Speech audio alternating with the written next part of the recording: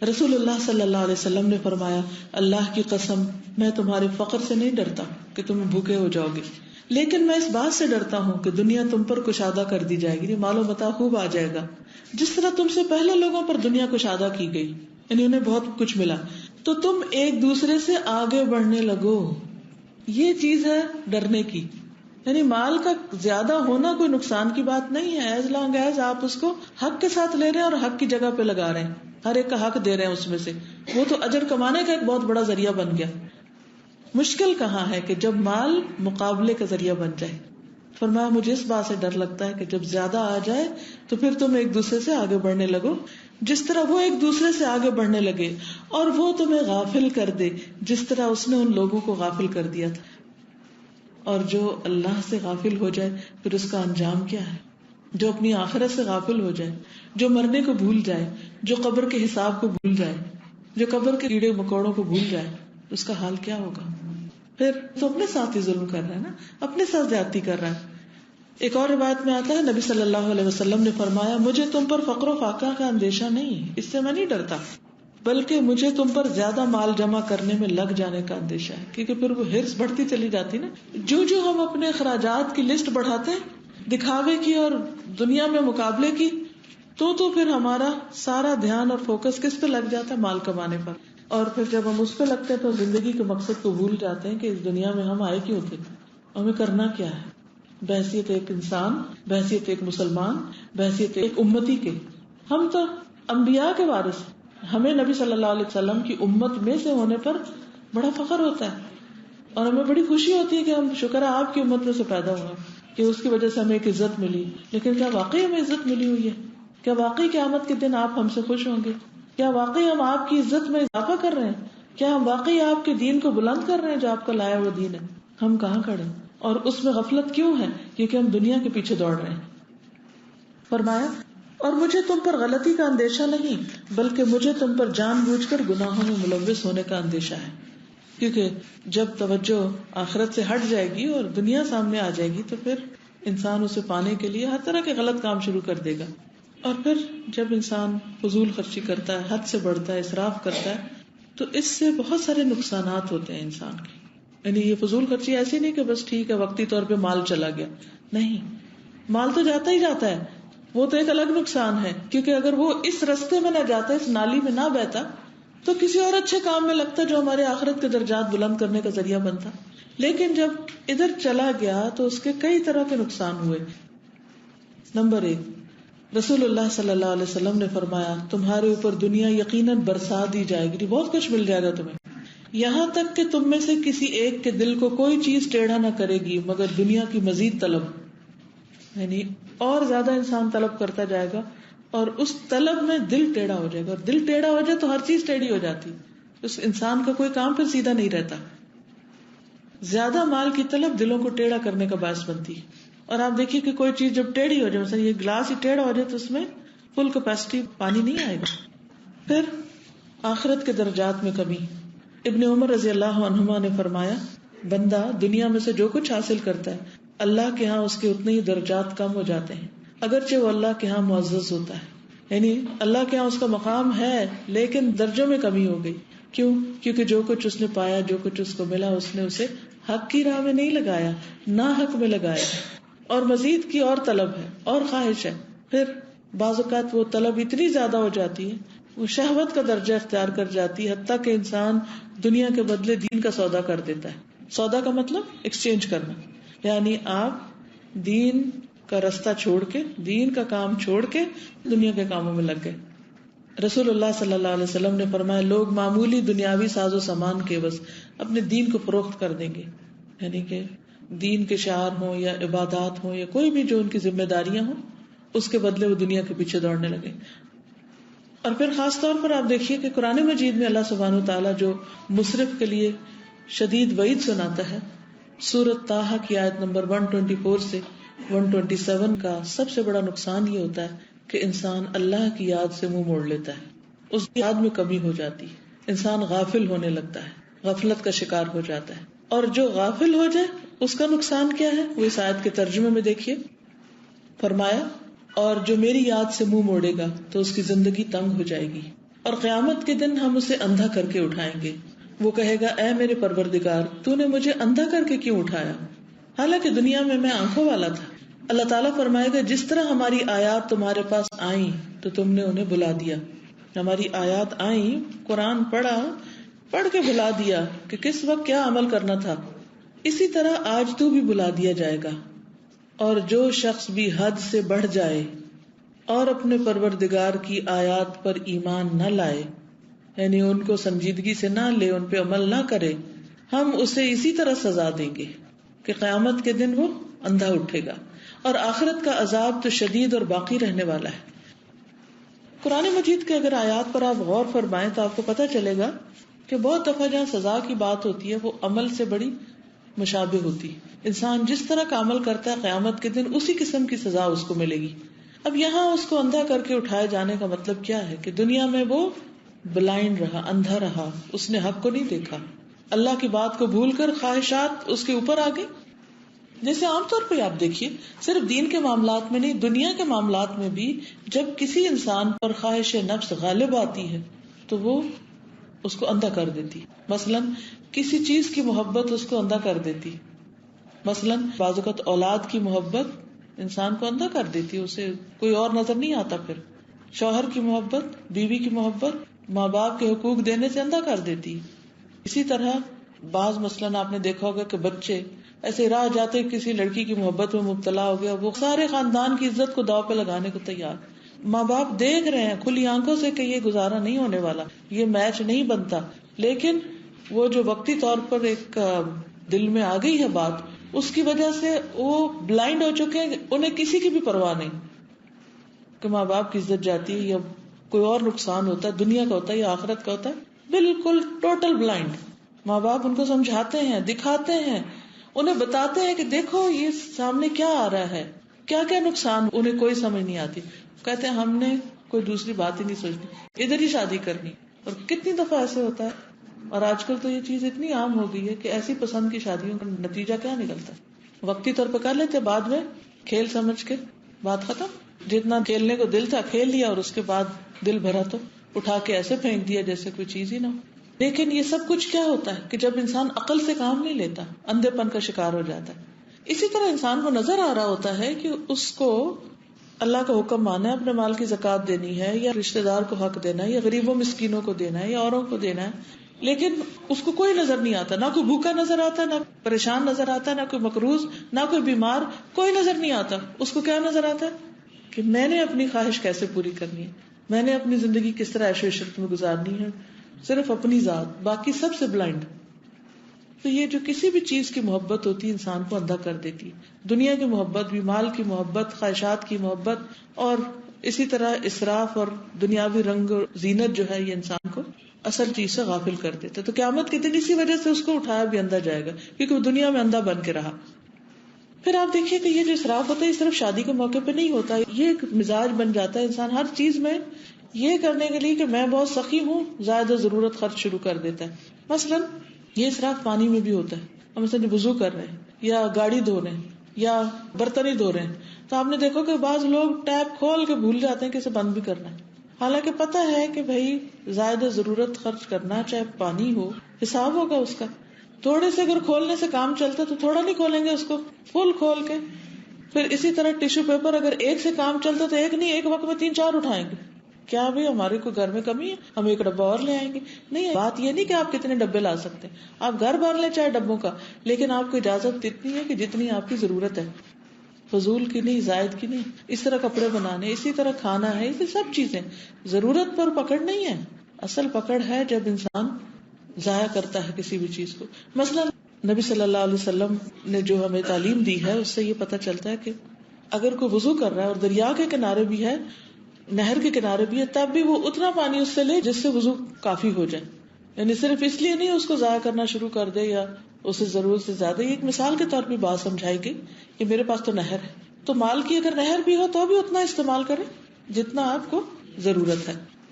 اسی طرح کھانے پینے کا اسراف جو ہے، قرآن مجید میں اللہ تعالیٰ فرماتے کلوا واشربوا ولا تسرفوا، کھاؤ پیو مگر اسراف نہیں کرو. اسی طرح نبی صلی اللہ علیہ وسلم نے فرمایا کلوا واشربوا والبسوا، کھاؤ پیو اور پہنو، وتصدقوا اور صدقہ کرو. فی غیر اسراف ولا مخیلۃ، لیکن دو چیزیں نہ کرو، نہ اسراف اور نہ تکبر، یعنی مغرور نہ بنو. تو حکم کیا؟ سیدھا سادہ، کھانا بھی ٹھیک ہے، پینا بھی ٹھیک ہے، پہننا بھی ٹھیک ہے، لیکن کھانے پینے پہننے میں اسراف نہیں ہونا چاہیے. جب اسراف نہیں ہوگا تو صدقہ کر سکو گے، دوسروں کو بھی کھلا سکو گے، دوسروں کو بھی دے سکو گے. ورنہ اکثر لوگوں کے پاس آپ بیٹھے تو بڑی حیرت ہوتی ہے نا کہ اکثر لوگ یہ کہتے رہتے صرف اپنے خرچے اور اپنے مصائب اور اپنی ضروریات کا سبق سناتے رہتے ہیں. بعض اوقات مجھے بہت حیرت ہوتی ہے، کسی غریب سے غریب شخص سے ملنے کا اتفاق ہوتا ہے تو وہ بھی اپنے مسائل سناتا ہے کہ میرے پاس یہ نہیں، یہ نہیں، یہ پریشانی. وہاں سے اٹھ کے اگر آپ دیکھتے ہیں تو کسی امیر ترین شخص سے آپ کو ملنے کا اتفاق ہوتا ہے تو وہ بھی وہی کہانی کر رہا ہوتا ہے، خرچے نہیں پورے ہوتے، یہاں بھی دینا ہے، وہ بھی دینا ہے، وہ بھی دینا ہے. تو میں یہ سوچتی ہوں کہ مسئلہ کیا ہے؟ مسئلہ قناعت کا نہ ہونا ہے، کنٹینٹمنٹ نہیں ہے، اطمینان نہیں، جو ملا اس پہ راضی نہیں ہے. جو کھا رہے ہیں، پی رہے ہیں، عیش و عشرت کر رہے ہیں، وہ نظر میں نہیں ہے. نظر میں کیا ہے کہ ہماری لائبلٹیز کیا، دینا کہاں پڑ رہا ہے. اور خاص طور پر صدقے کے لیے پیسہ نہیں ہے، ہر چیز کے لیے، صدقے کے لیے نہیں. ہم میں سے کتنے لوگ ہیں کہ جو مثلا اپنا کپڑا بنائے تو ساتھ کچھ صدقہ بھی کریں، یا آپ کھانا بنائیں تو اس میں سے کچھ دوسروں کا حق بھی نکالیں. نبی صلی اللہ علیہ وسلم کا حکم کیا ہے کہ شوربہ پتلا کر لو اور اپنے ہمسائے کو بھی پوچھو. اب ہم کہ نہیں ان کے پاس بہت ہے، بھلے ہو، لیکن تعلقات کیسے بنیں گے جب تک آپس میں لین دین نہیں ہوگا. مگر اب آپ دیکھیں کہ ہمارے کھانے بنانے اور کھانے کا جو سٹائل ہے اس میں پانی تو ڈالنا ایک معیوب بات ہے کہ اس کو بڑھا کے اوروں کو بھی ساتھ ملا لیں. اللہ کے نبی ابراہیم علیہ السلام کے بارے میں آتا ہے وہ اس وقت تک کھانا نہیں کھاتے تھے جب تک وہ کسی کو شامل نہیں کرتے تھے. وہ ڈھونڈتے تھے کہ کوئی اور آ کے ہمارے ساتھ کھائے، کہ اس کو اسی وقت کھلا سکتے ہیں نا جب دل میں گنجائش ہوگی تبھی دوسرے کو بھی دے سکتے ہیں، ورنہ تو سارا اپنے پہ لگانے کی فکر ہوتی. رسول اللہ صلی اللہ علیہ وسلم نے فرمایا مومن ایک آنت میں پیتا ہے اور کافر 7 آنتوں میں پیتا ہے. ابن عمر کہتے ہیں ایک شخص نے نبی صلی اللہ علیہ وسلم کے سامنے ڈکار لی، یعنی پیٹ بھر گیا تو پھر ڈکار لی.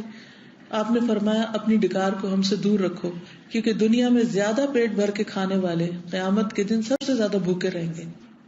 کھانے سے منع نہیں مگر ایک حد میں رہ کے کھاؤ.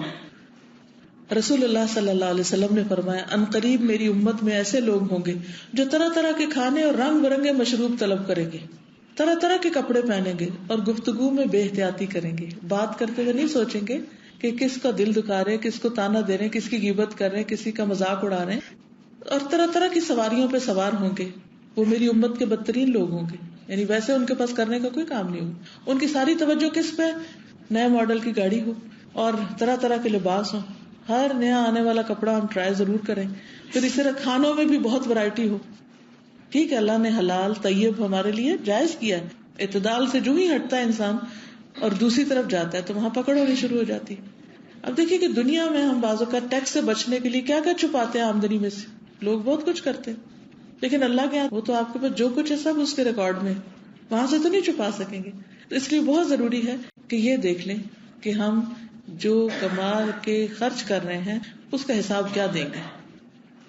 ایک اور جگہ پر نبی صلی اللہ علیہ وسلم نے فرمایا انسان نے پیٹ سے بدترین برتن نہیں بھرا، چنانچہ ابن آدم کے لیے کمر سیدھی کرنے کے لیے چند لقمے کافی ہیں.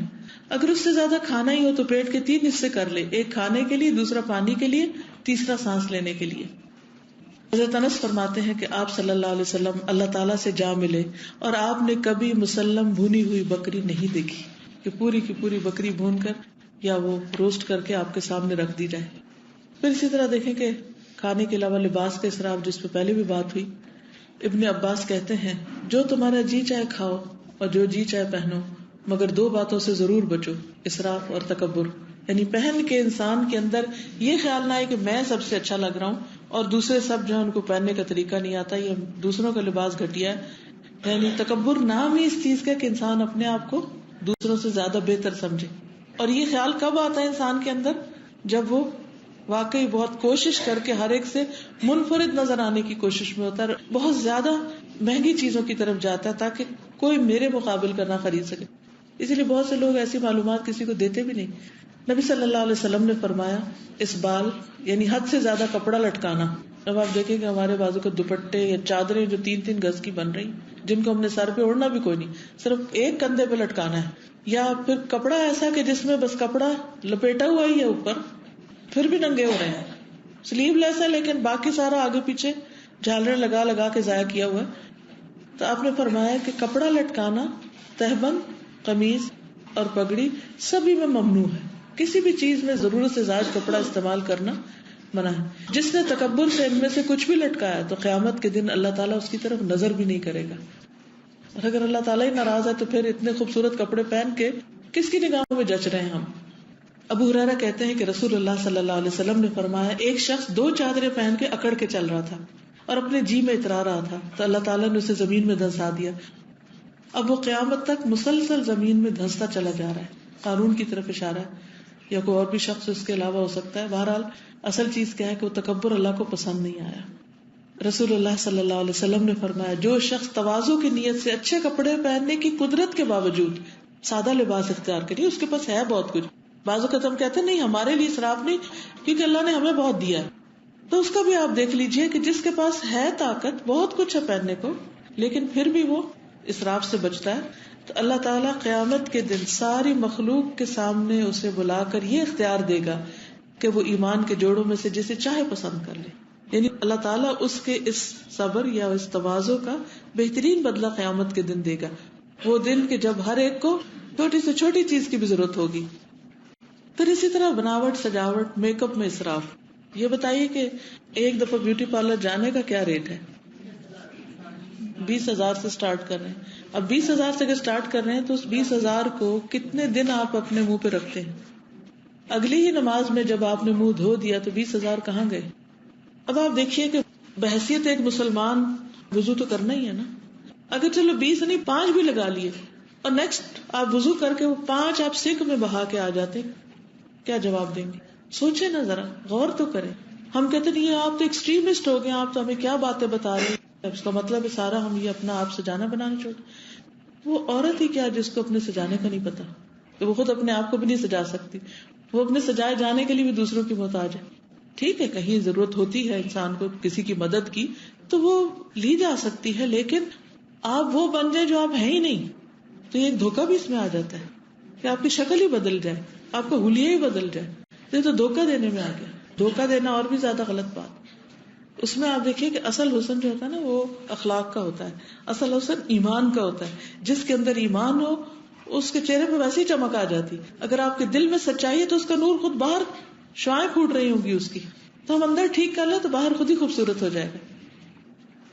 تو خود کو، اور پھر خصوصاً اگر بغیر کسی وجہ کے انسان اپنے آپ کو سجا رہا ہے تو اس کے بارے میں پتا ہونا چاہیے۔ مسند احمد کی روایت ہے، رسول اللہ صلی اللہ علیہ وسلم نے فرمایا 3 لوگوں کے بارے میں کچھ نہ پوچھو کہ ان کا گناہ کتنا زیادہ ہے۔ ان میں سے ایک وہ عورت جس کا شوہر موجود نہ ہو، یعنی وہ باہر کے ملک میں ہے یا وہ اس شہر میں ہی نہیں، وہ اس کی تمام دنیاوی ضرورت میں اس کی کفایت کرتا ہو، یعنی وہ اس کو پورا خرچہ بھیجتا ہے ہر مہینے، اور وہ اس کے پیچھے دور جاہلیت کی طرح اپنی زینت کا اظہار کرنے لگے۔ شوہر فوت ہو گیا ہے یا ملک میں ہی نہیں، شہر میں ہی نہیں، گھر میں نہیں، کام کاج پہ گیا ہوا ہے، اور وہ شوہر کے لیے زینت نہیں کر رہی، صرف لوگوں کو دکھانے کے لیے کر رہی۔ تو یہ جو بیسک کانسیپٹ ہے یہ بھی درست نہیں۔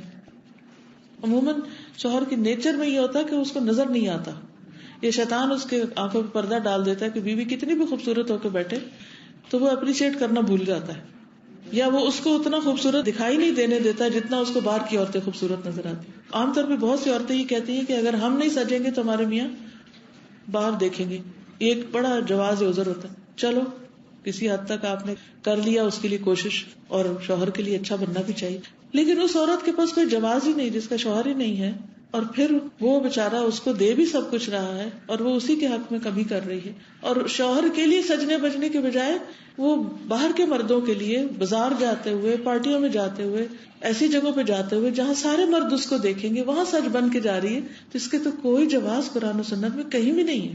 کسی طرح سے آپ اس کو عقل کے اعتبار سے بھی جسٹیفائی نہیں کر سکتے، اخلاقی طور پہ، دینی طور پہ، کسی بھی اعتبار سے۔ آپ دیکھیے کہ عورت کے اس سجنے بجنے اور اس انداز نے گھروں کے اندر کیسی کیسی مشکلیں پیدا کر دی۔ بہت سی بچیوں کے رشتے ہی نہیں ہو پاتے، کس لیے؟ کیونکہ ہر دوسری ماں، آپ یقین مانیں، دیندار ہو یا بے دین ہو، کچھ بھی ہو، کوئی بھی، ہر ماں یہ کہتی ہے کہ بس ہمارے بچے کے لیے کوئی رشتہ دیکھیں، بس لڑکی لمبی ہو، خوبصورت ہو اور تھوڑی کمپیٹیبل ہو۔ کمپیٹیبل کا کیا مطلب ہے کہ بھئی پڑھی لکھی ہو یا پھر اس کی کوئی جاب ہو، اور کچھ نہیں چاہیے. اب آپ دیکھیے کہ یہ ایک طرف کہتے ہیں کچھ نہیں چاہیے, دوسری طرف کہتے ہیں بس یہ اور یہ اور یہ چیز ہے. اب آپ دیکھیں کہ جو ہم نے معیار ایک لڑکی کا قائم کر رکھا, وہ دنیا میں کتنی لڑکیاں ویسی ہیں, ذرا یہ بتائیں. اور ہم میں سے خود کتنے لوگ ویسے ہیں جو ہم اپنے بچے کے لیے ڈھونڈ رہے ہیں. پھر ہم کہتے ہیں نہیں, ہم یہ نہیں کر رہے, ہمارے بچے یہ چاہتے ہیں, ہم مجبور ہیں. ٹھیک ہے, ان کو بھی ہمارا ہی فرض بنتا ہے نا سمجھانا. یہ پیمانہ, یہ معیار ہم نے خود مقرر کر لیا. نبی صلی اللہ علیہ وسلم نے کیا مقرر کیا کہ 4 چیزوں کی وجہ سے عورت سے شادی کی جاتی ہے. فاصبر بذات الدین تربت یداک, تمہارے دونوں ہاتھوں کو مٹی لگے, دین والی کو اختیار کرو. لیکن دین تو اب لیسٹ پرائرٹی بھی نہیں, نہ بھی ہو تب بھی کام چلے گا, نماز نہ پڑھے کچھ بھی نہیں تب بھی کام چلے گا, بس یہ کہ حسن ہو اور بظاہر دیکھنے میں خوبصورتی ہو. اور اس خوبصورتی کو حاصل کرنے کے لیے پھر ہم بازو کو ساری حدیں توڑ جاتے ہیں, چاہے اس میں اسراف ہو, چاہے نمازیں جائیں, کچھ جائیں, تاکہ ہم ایک خاص سٹینڈرڈ پر اس شو کے اس میں پورے اتر سکیں. پھر اسی طرح یہ ہے کہ گھروں کی سجاوٹ, اس میں بھی اسراف. نبی صلی اللہ علیہ وسلم نے فرمایا قیامت اس وقت تک قائم نہیں ہوگی جب تک لوگ اپنے گھروں کو سٹیج کی طرح مزین نہ کر لیں, یعنی گھروں کو بھی ایک شو پیس بنا دیں گے. بعض اوقات وہ گھر رہنے کے لائق نہیں رہتے, صرف یہ کہ دکھاوے کے. مثلا آپ دیکھیے کہ چاہے کرسی میز ہو یا بیڈ ہو یا قالین ہو یا کوئی بھی چیز ہو, اس کے خریدنے میں ہم یہ تھوڑی دیکھتے ہیں کہ پریکٹیکل کتنا ہے. عموماً ہم کیا کرتے ہیں, صرف ظاہر کو دیکھتے ہیں. ہاں آج کل ان کیا چل کیا رہا ہے, تو اس حساب سے بھی دیکھنا ہے کہ ہم گھر کو شو پیس نہ بنا لیں کہ صرف دکھاوا, کہ ہر کوئی دیکھنے آئے کہ بھی چلو فلاں کے گھر کی ڈیکوریشن دیکھ. اور پھر سال سال تک پہلے تو گھر بنانے کے لیے ایک عمر گزر جاتی, پھر اس کے بعد سجانے کے لیے, اور پھر اس کو دکھانے کے لیے, پھر اس کو مینٹین کرنے کے لیے مصروفیت تو پھر خوبی ہو گئی. پھر نماز میں دل کتنا لگے گا, نماز میں کتنا خشوع ہوگا, پھر باقی زندگی کے جو فرائض ہیں ہم پر وہ کتنے ادا ہوں گے. اگر ایک عورت کو کہا جائے کہ تھوڑا دین سیکھ لو تو وہ کہتی ٹائم نہیں, لیکن اگر وہی دن کے اتنے گھنٹے بازار میں لگا دے تو کوئی کچھ نہیں کہتا, اس کو وہ کام کہیں گے, لیکن اپنی آخرت کی تیاری کو کام نہیں کہیں گے. تو ہم کہاں کھڑے, ہم کیوں نہیں سمجھتے. پھر اسی طرح حضرت عبداللہ بن عمر سے روایت ہے کہ نبی صلی اللہ علیہ وسلم فاطمہ رضی اللہ تعالیٰ عنہا کے گھر تشریف لائے. ان کے دروازے پہ پردہ لٹکا ہوا دیکھا, گھر میں نہیں داخل ہوئے, واپس ہو گئے. جب انہوں نے پوچھا کہ آپ گھر میں کیوں نہیں تشریف لائے, فرمایا میرا اور دنیا کا کیا تعلق, ان نقش و نگار اور میرا کیا تعلق, یعنی وہ پردہ زیادہ خوبصورت ہوگا یا اس پہ کچھ بنا ہوا ہوگا. تو آپ صلی اللہ علیہ وسلم نے اس کو پسند نہیں کیا. جب انہیں پتا چلا تو پھر حضرت فاطمہ نے اس کو ہٹا دیا. پھر اسی طرح یہ ہے کہ صحابہ بھی ایسے گھروں سے واپس آ جاتے تھے. ابن عمر کہتے ہیں کہ ایک مرتبہ ابو ایوب رضی اللہ عنہ کی دعوت کی گئی, تو ابو ایوب رضی اللہ عنہ نے ان کے گھر میں دیوار پر پردہ پڑا ہوا دیکھا. ابن عمر نے کس کی دعوت کی, ابو ایوب کی. تو ابو ایوب دعوت پہ گئے تو وہ بہت خوبصورت پردہ تھا ان کے گھر میں لٹک رہا. تو انہوں نے کہا کہ یہ کیا, کہا عورتوں نے مجبور کر دیا. اس پر ابو ایوب رضی اللہ عنہ نے کہا کہ اور لوگوں کے متعلق تو مجھے اس کا خطرہ تھا, لیکن تمہارے بارے میں میرا یہ نہیں خیال تھا کہ تم بھی ایسے ہی کرو گے, واللہ میں تمہارے یہاں کھانا نہیں کھاؤں گا. وہ ناراض ہو کے واپس چلے گئے. ٹھیک ہے, ایک عام شخص کے گھر میں ایسا کچھ ہو تو اس کو ہم ناسمجھ کہہ سکتے, لیکن وہ شخص جو دین کو پڑھا لکھا ہو, سمجھتا ہو, پھر وہ اتنا زیادہ اسراف کرے تو اس سے قابل قبول نہیں. پھر اسی طرح یہ ہے کہ پتھروں اور مٹی کی چیزوں کو بہت زیادہ سجانا. حضرت عائشہ سے مروی ہے کہ رسول اللہ صلی اللہ علیہ وسلم ایک مرتبہ جہاد میں تشریف لے گئے.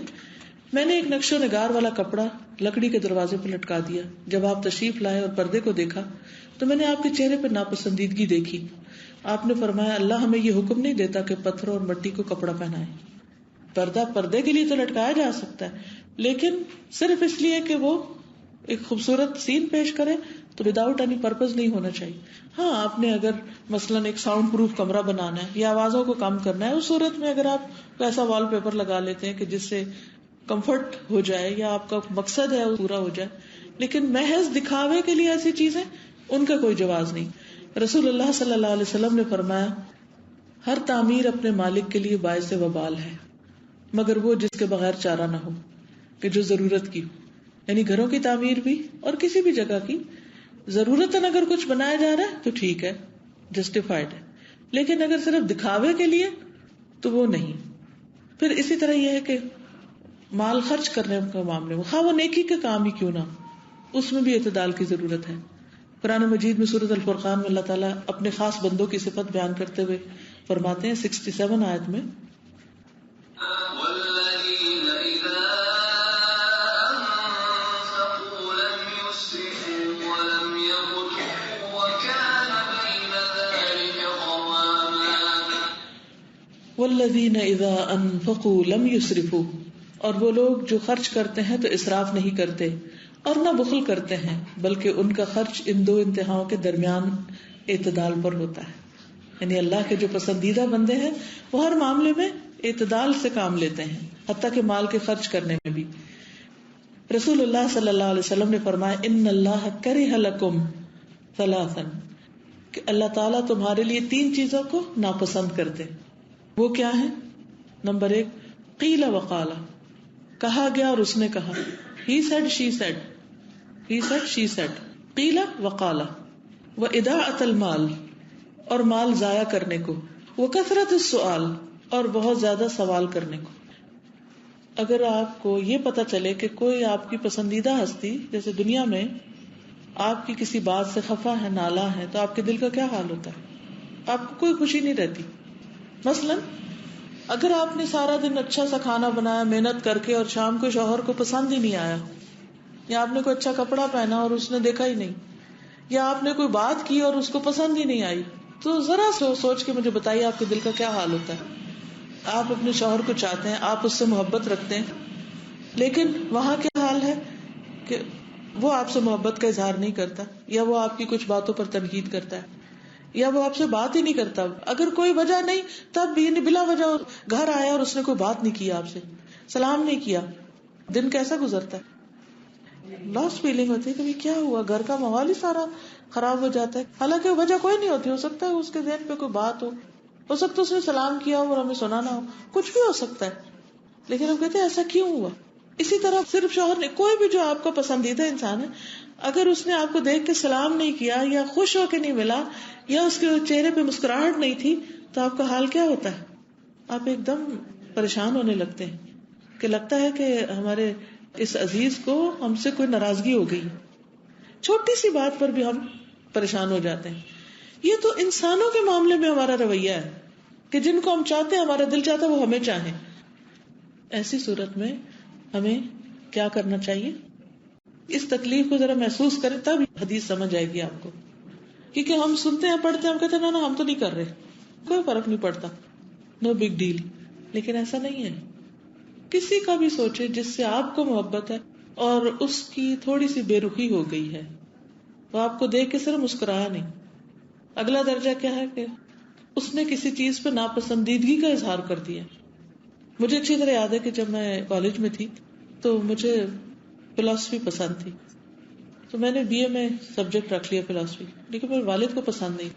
تو جب میں اپنے سبجیکٹ چوز کر کے گھر گئی تو مجھے کہتے کیا سبجیکٹ رکھے؟ میں نے کہا فلاسفی رکھی. کہتے اس کو پڑھ کے کیا کرو گی؟ میں نے کہا مجھے اچھی لگتی. کہتے صرف چیزیں اس لیے نہیں کرتے کہ وہ اچھی لگتی. کہنے لگے کہ یہ مجھے بتاؤ دنیا میں فلاسفروں نے آج تک کیا کیا ہے؟ صرف باتیں کی ہیں نا، بحثیں، باتیں، نتیجہ تو کچھ نہیں. تو پریکٹیکل لوگ نہیں ہوتے.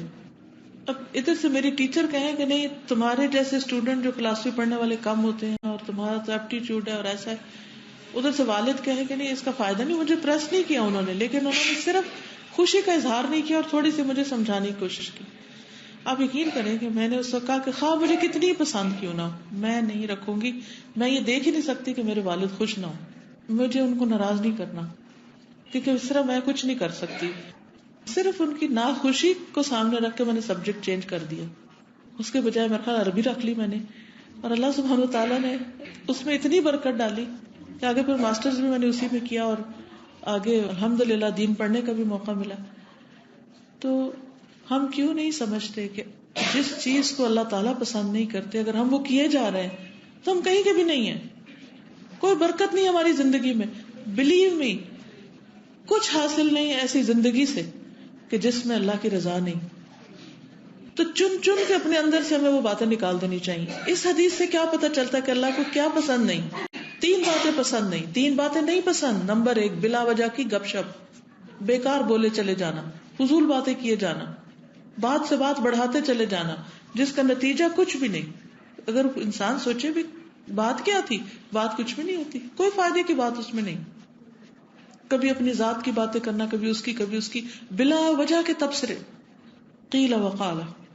اب آپ دیکھیے ہمارے عموماً ٹی وی پہ ٹاک شوز جو ہو رہے ہوتے ہیں، قیل وقال، اس نے یہ کہہ دیا، اس نے فلاں کا یہ کہنا ہے، اب اس کے بارے میں آپ کیا کہتے ہیں؟ بھئی اس نے کہہ دیا، اب اس پہ ایک اور تبصرہ کر رہا ہے، اب اس پہ ایک اور تیسرا شروع ہو گیا، اس تیسرے پہ ایک چوتھا شروع ہو گیا، اور اس کو بڑی انٹلیکچوئل ایکٹیویٹی سمجھا جاتا ہے. کیا پتے کی باتیں کر رہے ہیں.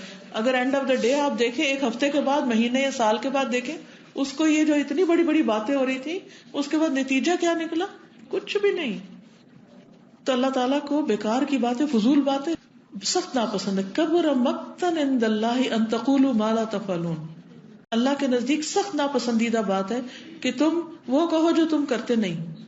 نہ کرنا نہ کرانا، فالتو کی باتیں کیے جانا، آؤٹ پٹ کچھ بھی نہ ہونا. تو انسان اپنی گفتگو پر نظر رکھے. دوسرا، وہ اضاعت المال، مال ضائع کرنا.